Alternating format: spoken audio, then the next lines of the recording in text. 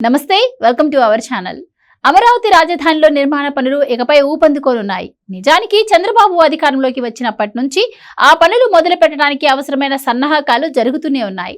Technical committee report రావడం కోసం జాప్యమైన ఈ పనులు డిసెంబర్ నెల నుంచి జోరందుకోనున్నాయి.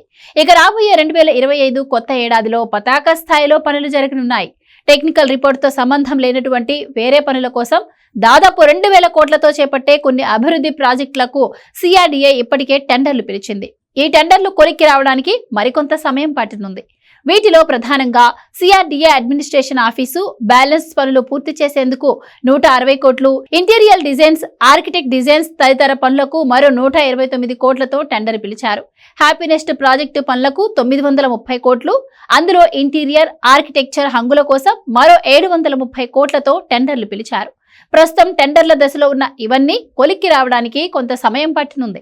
టెండర్లు ఖరారై పనులు చేపట్టడానికి నవంబర్, డిసెంబర్ నాటికి సమయం పట్టే అవకాశం ఉందని అంటున్నారు. టెక్నికల్ కమిటీలో హైదరాబాద్, చెన్నై ఐఐటి సంస్థల ప్రతినిధులు ఉన్నారు. వారు ఇటీవలే అమరావతిలో 5 ఏళ్ల క్రితం ఆగిపోయిన భవనాలు, హైకోర్టు బేస్మెంట్ కాంక్రీట్, ఇతర భవనాల కాంక్రీట్ దృఢత్వాన్ని పరిశీలించారు.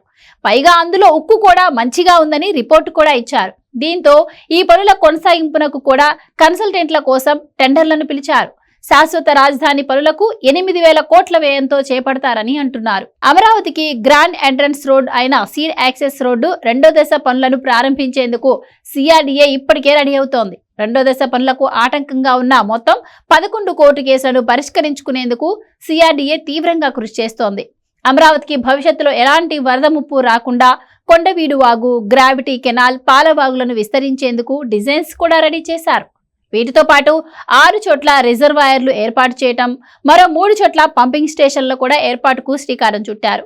ఈ పనుల విలువ దాదాపు 3000 కోట్లకు పైగా ఉండొచ్చని అంటున్నారు. మొత్తానికి జగన్ హయాంలో మరుగున పడ్డ పనులన్నింటినీ చంద్రబాబు డిసెంబర్ నుంచి పరుగులు పెట్టించనున్నారు.